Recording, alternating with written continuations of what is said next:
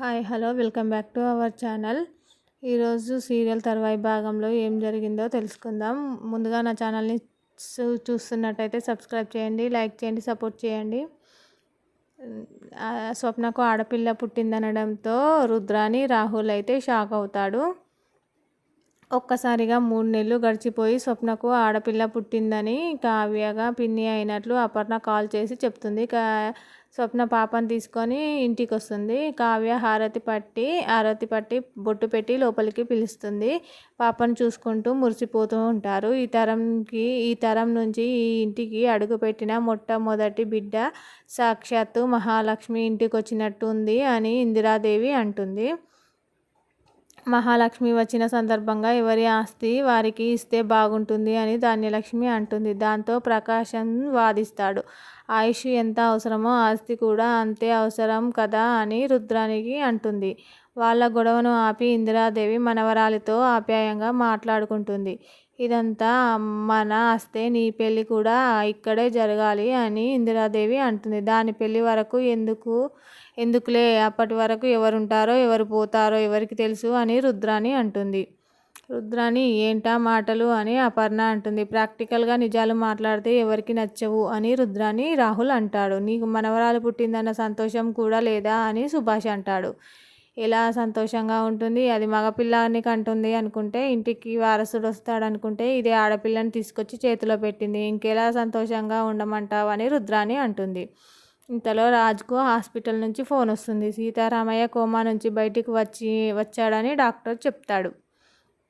దాంతో తెగ సంబరపడిన రాజ్ అందరికీ చెప్తాడు. అంత సంతోషిస్తారు. రుద్రాని మాత్రం చేస్తాడు అనుకుంటే మళ్ళీ బతికొచ్చాడా అని మనసులో అనుకుంటుంది. పాప ఇంటికి వచ్చిన వేళ విశేషం. తాతయ్య గారు కోమా నుంచి బయటపడ్డారు చూశారా అని కావ్య అంటుంది. మగపిల్లాడు అని అంటున్నావు నువ్వు, నేను ఆడవాళ్ళం కాదా అని ఇందిరాదేవి అంటుంది. ఇది అదృష్ట జాతకురాలు, దీన్ని బాగా చూసుకో, ఇదే నీ తోడు నీడగా ఉంటుంది అని అపర్ణ అంటుంది.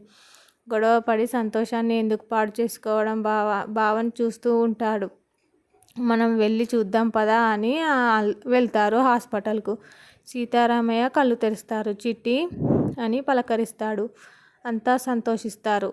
నీ నుంచి నన్ను వేరు చేయడం ఆ దేవుడికి కూడా ఇష్టం లేదు, అందుకే తిరిగి నన్ను పంపించాడు అని సీతారామయ్య అంటాడు. మమ్మల్ని వదిలి తాతయ్య ఎక్కడికి పోరు అని కావ్య అంటుంది. ఆయన ఒడిలో నేను సుమంగలిగా పోవాలన్నదే నా కోరిక అని ఇందిరాదేవి అంటుంది. తాతయ్యకు ఇప్పుడే మరో జన్మ వచ్చింది, ఇంతలో చావు గురించి బాధ పెట్టాలా అని రాజ్ అంటాడు. ఏ ఆడదానికైనా సుమంగలిగా పోవాలనే ఉంటుంది, అదే చెప్పాను అని ఇందిరాదేవి అంటుంది. నువ్వు లేకుంటే నేనేం చేస్తాను, ఇద్దరం కలిసే తనువు చాలిద్దాం అని సీతారామయ్య అంటాడు. ఇద్దరు నిండు నూరేళ్ళు బతుకుతారు అని రాజ్ అంటాడు. డాక్టర్ వచ్చి ఎక్కువ డిస్టర్బ్ చేయకండి, రెస్ట్ చాలా అవసరం, ఇప్పుడే కోమా నుంచి బయటకు వచ్చారు కాబట్టి బాడీ చాలా వీక్గా ఉంటుంది, మెడికేషన్ ఇస్తూ 1 నెల అబ్జర్వేషన్లో పెట్టాలి, ఇంటికి తీసుకెళ్ళాక చాలా జాగ్రత్తగా చూసుకోవాలి అని డాక్టర్ చెప్పి వెళ్ళిపోతాడు. తాతయ్య ఇంటికి వచ్చేలోపు అన్ని సమస్యలు సాల్వ్ చేయాలని రాజ్ అనుకుంటాడు.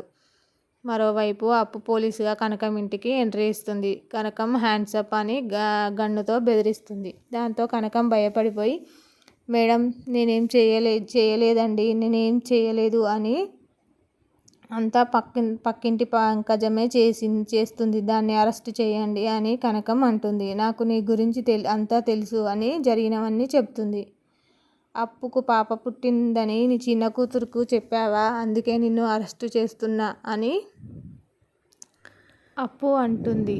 దీనికి కూడా అరెస్టు చేస్తారా, ఉండండి ఇప్పుడే కాల్ చేసి చెప్తాను అని కాల్ చేస్తే పక్కనే రింగ్ అవుతుంది. ఇంతలో కృష్ణమూర్తి వచ్చి, కన్న కూతుర్నే గుర్తుపట్టలేదా, కళ్ళు అంత మందగించాయా అంటాడు. ఏంటి కన్న కూతురా అని కనకం షాక్ అవుతుంది. కళ్యాణ్ వచ్చి, అవును అత్తయ్య, నీ కూతురు అప్పు అని చెప్తాడు. దాంతో స్పష్టంగా చూసి కనకం, ఏమే నన్నే బెదిరిస్తావా, నీ సంగతి చెప్తాను, చీపురు పట్టుకొని కొట్టేందుకు వస్తుంది. దాంతో భయపడుకుంటూ తండ్రి వెనక దాక్కుంటుంది అప్పు.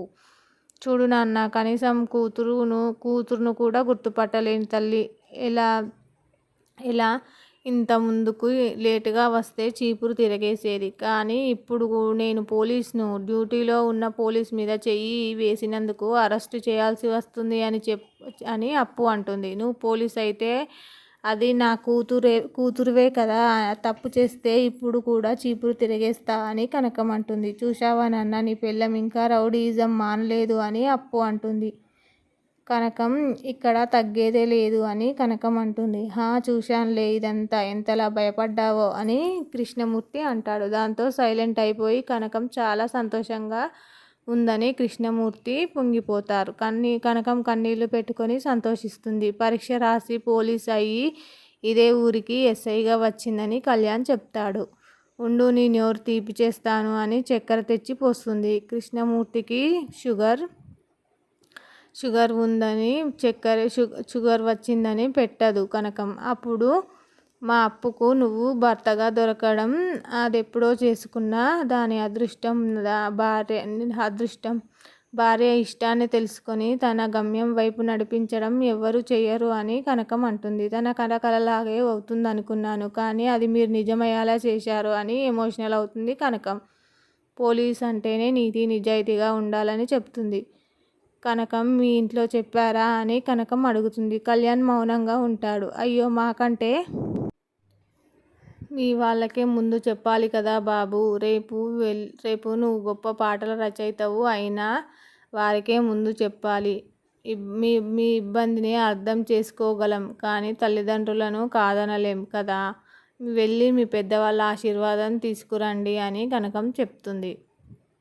దాంతో కళ్యాణ్ అప్పు వెళ్తారు. నువ్వు రాగానే మా బావ స్పృహలోకి తీసుకొచ్చావు. నీకు ఏం కావాలన్నా ఇస్తాను అని ఇందిరాదేవి మనవరాలిని చూసి మురిసిపోతుంది. ఆలోచించి మాట ఇవ్వండి, అది నా కూతురు, ఏమైనా అడుగుతుంది అని స్వప్న అంటే, నా బావ ప్రాణం కంటే నాకు ఏది ఎక్కువ కాదే అని అది అడగాలే, కానీ నా ప్రాణం కూడా ఇస్తాను అని ఇందిరాదేవి అంటుంది. నీ ప్రాణాలు ఎందుకులే అమ్మా, నువ్వు నిండు నూరేళ్ళు చల్లగా ఉండు, ఆస్తి మాత్రం మాకు రాసివ్వు అని రుద్రాణి అంటుంది. సరే, ఇది పెద్దయ్యాక ఆస్తి కావాలని అడిగితే రాసిస్తాలే అని ఇందిరాదేవి అంటుంది. ఏంటి, అప్పటి వరకు ఇలాగే బతకాలా అని రుద్రాణి అంటుంది. అత్తయ్య సరదాగా అన్నారులే. రాజ్ చెప్పిన 3 నెలల గడువు పూర్తిగా వస్తుంది కదా, దీంట్లో మనకు క్లారిటీ ఇస్తాడులే. ఏంటి రాజ్, నేను చెప్పింది నిజమేనా అని ధాన్యలక్ష్మి అంటుంది. తొందరెందుకు చిన్నత్తయ్య, మీరు కోరుకున్నట్లుగానే మా సమాధానాలు ఉంటాయి. చాలే ఆపండి, కొన్ని రోజులు గొడవలన్నీ పక్కన పెట్టేసి దీని గురించి ఆలోచిద్దాం. దీనికి బారసాల చేయాలనుకుంటున్నా, అది కూడా అందరినీ పిలిచి చాలా గ్రాండ్గా చేయాలనుకుంటున్నా. పంతులను కూడా అడిగాను. రేపే మంచి రోజు ఉందంట. తర్వాత పాప ఏడుస్తుంటే కావ్య పాట పాడుతూ జోలపాడుతుంది.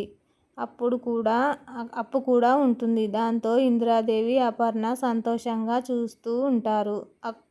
అప్పటితో బ్రహ్మముడి సీరియల్ ఇంతటితో ఈరోజు ఎపిసోడ్లో జరిగిన తర్వాయి భాగం. మరి రేపటి ఎపిసోడ్ తర్వాయి భాగంలో ఏం జరుగుతుందో తెలుసుకోవాలంటే నా ఛానల్ని సబ్స్క్రైబ్ చేసుకోండి, లైక్ చేయండి, సపోర్ట్ చేయండి. Thank you for watching.